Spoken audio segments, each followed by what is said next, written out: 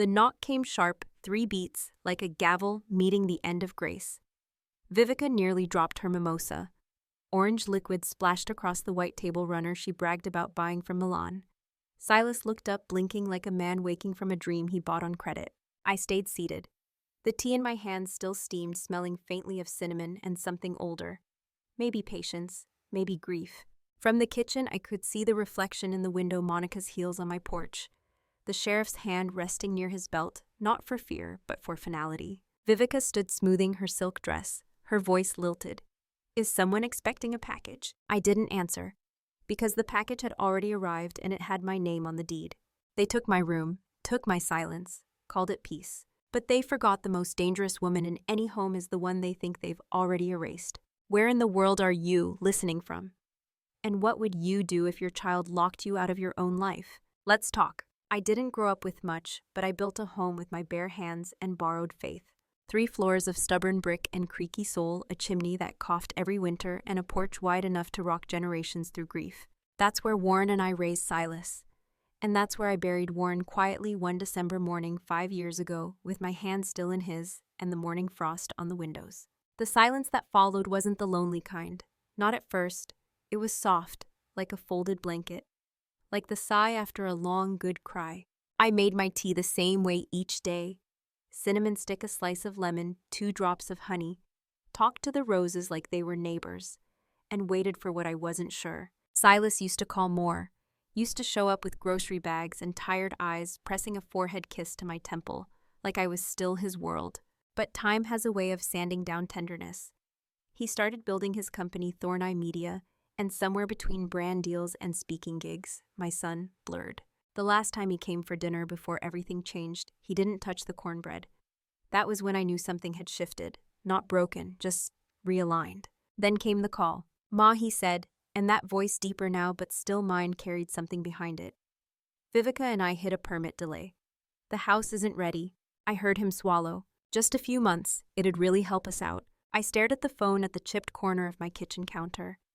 The one Silas used to sit on, swinging his legs. "Of course," I said. "No need to ask. Family doesn't knock," I told myself. I spent the next 2 days preparing the upstairs guest room. New sheets, lavender sachets in the closet. Replaced the light bulbs so Vivica wouldn't complain. She liked things bright.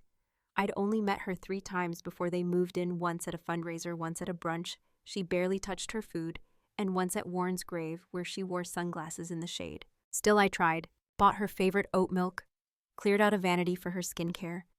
Labeled the jars in the spice rack because she once said she doesn't trust unmarked things. When they arrived, Silas hugged me tight. She air-kissed my cheek like we were 2 women sharing a temporary address. She didn't call me Mrs. Ellowyn, didn't ask about Warren, didn't take off her shoes. I smiled anyway, because a mother learns how to hold her own breath when it helps her child breathe easier. The first week went smooth enough. Vivica stayed upstairs on client calls, and Silas helped me clip deadheads off the hydrangeas. I made his favorite chili one night. He had 2 bowls, rubbed his belly, and said, "You're still magic, Ma." I pressed that moment into my memory like a dried flower between pages, because I didn't know then that soon they'd ask me to move out of my own memories, and I, the woman who said yes too easily, would finally say something else. But for now, I just opened the front door wider, for them, for change, for the storm I thought I could outlove. It started with the light. Vivica said her meetings needed natural warmth. The kitchen apparently was too dim. The guest room made her skin look tired. So she brought her laptop into the living room, then the dining room, then my reading corner. I didn't complain, just adjusted. One afternoon I walked past the stairs and noticed the hallway mirror had been turned sideways. The vase I'd kept there, white porcelain, a wedding gift from Warren's aunt, was gone, replaced by a thin glass sculpture shaped like nothing and meaning even less. The next week I found her standing in the doorway of my bedroom, arms folded, eyes scanning. "This space has great balance," she murmured. "East-facing windows, clean backdrop. Might just use it for filming." I blinked. "This is my room." She smiled. "Of course, just scouting." The word made me flinch, like I was a landscape, not a woman. That Saturday, I left early to visit the farmer's market. Picked Honeycrisp apples. Chatted with Mr. Levin about his late wife's peach jam. Bought fresh flowers, sunflowers for the hallway table. My hands ached from the bags, but my heart felt full. Until I opened the front door. Something in the air had shifted. The house smelled like dry shampoo and white wine, and lavender faint artificial, the kind that comes from plugins. I walked toward the bedroom and stopped. My comforter was folded in a sharp, sterile rectangle. The photo of Warren and me at the Grand Canyon was missing. In its place sat a ring light. The nightstand had been cleared. A glass desk stood where my sewing chair used to be. 2 stools, a laptop, a backdrop of white. Vivica's voice echoed through the room. "Welcome back, babes. Today we're talking about manifestation." She turned mid-sentence, saw me. "Oh, Ramira. I hope you don't mind. I needed a little extra space for my shoot. Your room has such beautiful energy." I stared, not at her, at the box in the corner marked "Personal, Store Later." Inside I saw my prayer journal, my silk scarves, a necklace Silas gave me on my 50th birthday. "You packed my things." "Oh, just temporarily, didn't want them in the shot." She waved it off with a laugh. My mouth was dry. I turned, walked out. That night I sat in the corner of my room, or what used to be my room. Back pressed against the cold wall, hands folded in my lap like I was visiting someone else's life. The shadows felt longer, the air less mine. I didn't cry, didn't raise my voice, didn't reclaim the space, because I was raised to believe that mothers adjust. But as I sat there surrounded by ring lights and silence, I began to wonder, adjust to what and for whom? The second shift wasn't about furniture. It was about space. Invisible space. I walked upstairs that Sunday, drawn by the smell of syrup and butter, the kind that clings to wood and memory. But the dining room didn't smell like family. It smelled like staged joy. Vivica sat at the head of the table, ring light to her left, tripod angled just so. 5 women surrounded her, identical in tone and teeth. Pastels, neatly pressed hair, mimosas swirling like golden lies in glass. Vivica laughed loudest. Her voice bounced off the chandelier Warren installed by hand. And that's when I told him it's basically our house now. More laughter. Someone gasped, playfully scandalized. I stood in the doorway. No one turned. The table had changed. No cloth runner. No framed photo of Silas as a baby in the center. Just a floral arrangement I'd never seen and a small wooden sign that read, "Brunch is sacred." Vivica finally noticed me, tilted her head. "Oh, Ramira. We're just finishing up some content. You're totally fine where you are. You give the space that vintage soul vibe." I blinked. Her friend leaned over. "Is that your chef?" Vivica didn't correct her. She just laughed, like it was a compliment. Silas entered from the kitchen, plate in hand, expression unreadable. He saw me, opened his mouth, then didn't speak. I turned and walked back down the hallway. Later that evening, I noticed something missing from the living room wall. Our family portrait. The one in front of the rose bush, Warren smiling, Silas holding a kite string. In its place, a framed print that read, "Curate the life you crave." I checked the hallway. The gallery of photos I'd built over 2 decades, birthdays, graduations, Christmas mornings, gone. Replaced by pastel canvases and phrases like light, balance, abundance. I opened the hallway closet. Inside a shoebox labeled Misk, I found the frame. Face down, glass cracked, dust on Warren's smile. My hands trembled as I lifted it. I wiped the dust with the hem of my sleeve. Set it gently on the guest room dresser beside a lamp that flickered when the wind blew too hard. That night I closed the guest room door behind me, locked it from the inside. First time I'd ever done that in my own house. Not to keep them out, but to remind myself that somewhere, some wall, some corner still belonged to me. It started over tea. Vivica had steeped some imported blend, something floral and faintly bitter. She placed the cup in front of me like it was a peace offering, then sat down across the table, fingers laced. Silas stood behind her, leaning against the counter, arms crossed like he was bracing for impact. Vivica smiled the way people do when they've rehearsed it. "We've been thinking," she began, "about how to make things smoother for everyone." I sipped. The tea was lukewarm. "I found a place," she continued, "a villa for retired professionals. They do art therapy and have garden plots. You'd love the lemon trees." Silas added, "Ma, you've done so much. It's time someone took care of you for a change." I set my cup down slowly. Vivica leaned forward, her perfume blooming too close. "It's not about removing you. It's about honoring you, giving you space to just be." Her tone held something syrupy and slow, like a sedative. I said nothing. She took it as a sign to keep going. "And if we shift the deed just legally, we could simplify the mortgage. Make some upgrades, invest back into the property." She touched my hand, fingertips cold. "Of course," she whispered, "it'll always be your home, in spirit." Silas nodded beside her. I looked at him, hard. "Is that what you think I am now?" I asked quietly, "Bear." He blinked. "Ma, it's just paperwork." But I saw the relief beneath his discomfort, like he'd been waiting for me to just go. I leaned back in the chair Warren had fixed 3 times over 20 years. The one that creaked only when it sensed a lie in the room. My knuckles brushed against the edge of the table where Tyler once carved her initials when she was 5. They were still there, faint but fighting. "You two have made a lot of plans," I said finally. "I suppose I should be flattered." Vivica gave a light chuckle. "I knew you'd be reasonable." I smiled, not because I agreed, but because I'd already spoken to Monica 3 days ago. They thought they were moving a pawn, but I wasn't on their board anymore. They wanted my silence, my signature, but they forgot it was still my name etched on the bones of this house. And I wasn't done writing. It was raining the night they made their final move. The kind of rain that presses into old bones and reminds you where your scars sleep. My knees throbbed, dull, insistent pulses that made each step up the stairs feel like an apology to gravity. I needed the tub, not luxury relief. The guest shower had slick tile and no grip bar. I'd nearly fallen twice that week. So I climbed, one hand on the banister, the other gripping the wall like a prayer. When I reached the top, my heart was already drumming. I knocked on the master bedroom door, just once, gentle.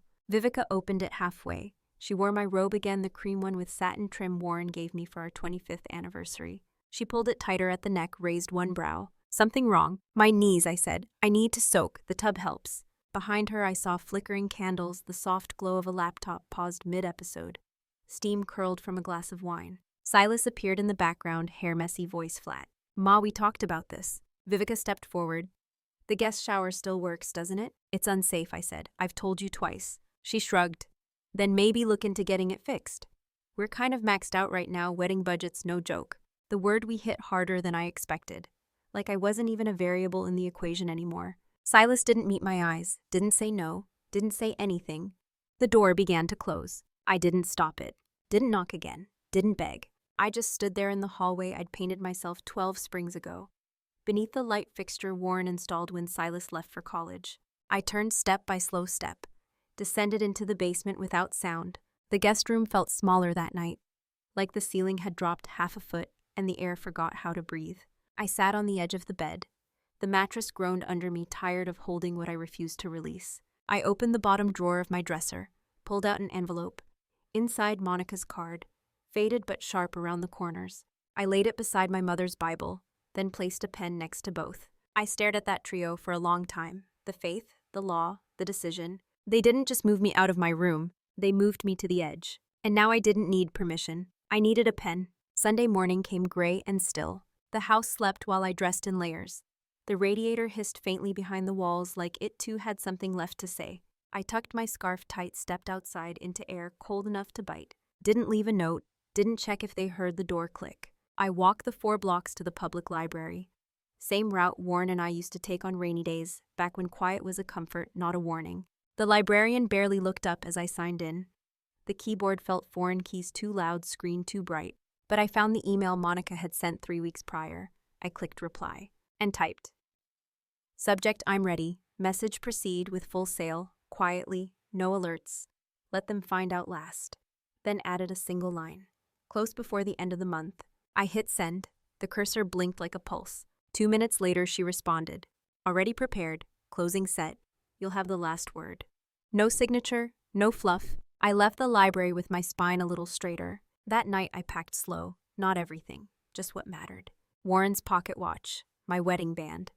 3 photos: our wedding, Silas's 5th birthday, and one of me planting hydrangeas in my church dress. I folded my favorite tea towel into the ball, not because it was needed, because it reminded me I once created warmth from nothing.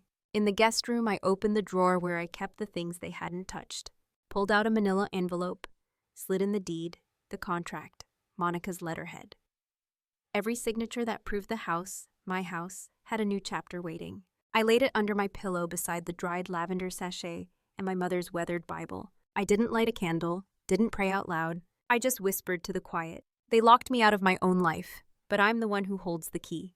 The silence wasn't surrender, it was surveillance. After I made my decision, I stopped engaging. No more small talk in the kitchen, no more folding Silas's sweaters left in the laundry room, no more cooking meals that went untouched. I just vanished into the background, exactly how they preferred me. Vivica noticed first. One evening, she breezed past me in the hallway and muttered, I guess retirement finally set in. I said nothing, but I was watching. She began redecorating like she'd signed a deed. Paint swatches appeared in the dining room.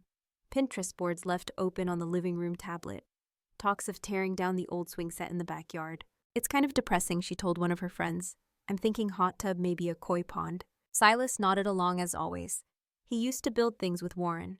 Now he just agreed to let them be demolished. I listened from the top of the basement stairs. Notebook in my lap. Every detail, every insult, every date documented. I emailed Monica weekly. Keep it quiet, I said.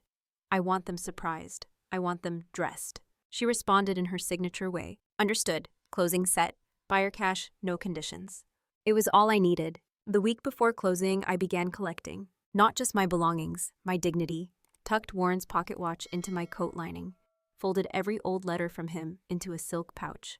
Rolled up the Afghan I knit the night Silas graduated high school. Vivica noticed my drawers thinning. Spring cleaning, she asked with a smirk. Something like that, I said. She laughed, then added, You're making room for what's next. I almost answered, Puh, for eviction. But I kept it for myself. By Saturday evening, the house smelled like hairspray and fried goat cheese. Vivica was preparing for her weekly live stream brunch. She titled this one, How to Manifest Your Space. The irony nearly choked me. She wore one of my old scarves, the silk one from Savannah, tied it like a headband and called it vintage chic. Silas was buffing the coffee table with my lemon oil, the same table that held Tyler's Lego castles for 4 summers straight. At 9:58 a.m. Sunday, I boiled water for tea, wore white, not for grace, but for stillness, the kind of stillness that unsettles guilty people. At 10:03 a.m., they were laughing on the porch, ring light on, mimosas poured. Phone tilted perfectly to catch the hydrangeas I planted a decade ago. At 10:07 a.m., someone knocked, not soft, not hesitant. 3 knocks, sharp, deliberate. The kind that knew exactly who held the real keys. Vivica's voice floated toward the door. Ugh, probably another Amazon return. She opened it, still smiling. The smile slid off her face like butter in a hot pan. Standing there, Sheriff Dyer. Monica in a navy pantsuit, an envelope in her hands. Mrs. Thornley, the sheriff asked. Vivica stammered. Yes, I mean no. Who are you? Silas came to the door. His socks skidded on the hardwood as he grabbed the frame. What's this? Monica handed him the envelope. This property has been legally sold, she said, clear and firm. You are now occupying it without standing. You have 30 days to vacate. Silas turned ghost white. Vivica's jaw opened and shut like someone had cut the sound. You sold the house, Silas said. I stepped into the hallway, my teacup steaming, my eyes calm. No sluss. I took it back. You can't do this, he snapped. You can't just live in peace, I said. Watch you and your wife erase every inch of me and stay quiet. I stepped closer. You moved me to the basement. You locked me out of my own bedroom. You wore my memories. You drank wine in my silence. Vivica tried to cut in. We were going to include you. I raised a hand. You already excluded me. From my kitchen, my porch, my name. The sheriff cleared his throat. 30 days. Then it becomes a matter for enforcement. Behind them, brunch guests were filming. Some had already slipped their heels back on. No one wanted to be part of a live eviction. Silas didn't speak. Vivica looked like she might faint. I set my tea down gently on the side table, the one they said didn't match their aesthetic, and I turned away, not toward the guest room, but toward the door. Because I didn't belong in the basement, I never did, and now they'd have to learn how it felt, to live under my silence. Silas stood frozen, envelope still in hand. Like the paper weighed more than the guilt he never named. Vivica backed up 2 steps, as if the law might stain her dress. She looked at me, then Monica, then the sheriff, then back at the guests staring from the porch with phones half lowered. You can't just kick us out, she said, voice quivering. I didn't answer right away. Instead, I walked slowly down the hallway, each step steady, each breath deliberate. The same hallway where I once lined up Silas's birthday cards, where Warren used to kiss me goodbye in the morning light. When I reached the foyer, I turned to them. No one kicked you out, I said softly. You walked yourselves out the day you locked that bedroom door. Silas tried again, voice cracking. We just needed time, Ma. We were under pressure. Vivica said I cut in. You were raised to stand up for what matters. What did you stand up for? Silas ring lights and Instagram captions. He looked at the floor. Vivica scoffed. I gave this place visibility. I elevated it. You repackaged it, I said. Edited the love out. Filtered the woman who built it into someone decorative. She crossed her arms. Do you know how cruel this is? After everything we've done? You wore my robe, I said. You filmed in the room where my husband died holding my hand. You told strangers this was your home, while I ate dinner beside a water heater. She opened her mouth, No sound came. One of her friends whispered, "Let's go!" Another nodded. Shoes clicked. Chairs scraped. They slipped out like shame on heels. Silas looked older in that moment, not by years, by failure. He ran a hand through his hair, his shoulders falling into themselves. "I didn't mean for this to happen." "No," I said. "You meant for it to happen quietly. You just didn't expect the response to be louder than your silence." He stepped forward. "Can we talk, just us?" I looked at him, really looked. And for the first time in years, I saw him as a man who had buried his mother alive and called it progress. "I don't have anything more to say," I whispered. I said it by surviving. Monica touched my elbow. "We should go," she said gently. I nodded. But before I left, I turned back. "You'll have 30 days. After that, I won't be here to watch you remember what was yours. Because it never was." I walked past them, out the front door, into a morning that smelled like rain and relief. Wow. That afternoon, Monica drove us to the bank. She didn't ask questions. She didn't offer apologies. She just handed me the papers, watched me sign, and said, "Congratulations, you're officially free." The number on the check didn't impress me. What made me smile was the blank future attached to it. Later that night, I unpacked a ceramic mug from the moving box. The one that read, "I am still becoming." I brewed cinnamon tea, opened all the windows, let the quiet inside. Vivica didn't text. Silas didn't call. I didn't expect them to. Peace had finally arrived. It didn't knock. It didn't scream. It didn't gloat. It simply sat beside me in my new chair on my clean porch and let me breathe without asking for space. The condo wasn't big, but it held peace like an old quilt stitched from the quiet I'd earned. No stomping heels above my head. No perfume in the air that didn't belong to me. Just lavender oil on the windowsill and the soft rustle of plants leaning into afternoon sun. Tyler came on the third weekend. Backpack in one hand, spiral notebook in the other. She didn't speak at first, just hugged me like something fragile had survived. We made sweet tea, baked cornbread from scratch. She helped me rehang my photos this time, in frames she picked. Her voice got louder each day, not rude real, like she remembered she had one. She brought light with her. Not the kind Vivica tried to stage, but the kind that belongs to people who've been believed. One afternoon, we planted mint in a clay pot. She pressed the soil down with both hands and said, "This feels like home." I looked at her, saw my future and my healing braided into one small girl's smile. That week, I started volunteering at the Evershade Women's Center. They asked me to lead a workshop on late life planning. What they didn't expect was for half the room to cry. Not out of grief, but recognition. They knew what it meant to give everything and still be called a burden. After the session, a woman in a floral scarf grabbed my hand. "You gave me permission," she said, "to protect what's left of me." I held that longer than I held the check. A month after closing, a letter arrived. No return address. I knew the handwriting before I opened it. "Silas." It was short. "Ma, I don't deserve your forgiveness.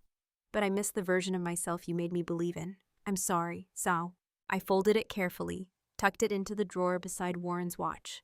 Didn't cry, didn't reply. Some things don't need endings, just distance. That night, Tyler curled up beside me on the balcony. We drank lemon tea under thrift store fairy lights. The mint had sprouted 3 new leaves. She looked at me. "Will I ever forget what happened?" "No," I said, "but you'll outgrow its shadow." Then I reached into my cardigan, pulled out a silver key. "This is for you." She stared. "Really?" "Yes, because you deserve to know that no matter what, you always have a place. Not just in a room, in the story." She held it tight like it meant the world, and it did, because it wasn't just a key. It was a promise. Have you ever been treated like background in your own life? Like your presence was tolerated until it got in the way? What would Reddit say? Drop your story below. Let's talk about Mother's memory and the spaces no one gets to take from us again.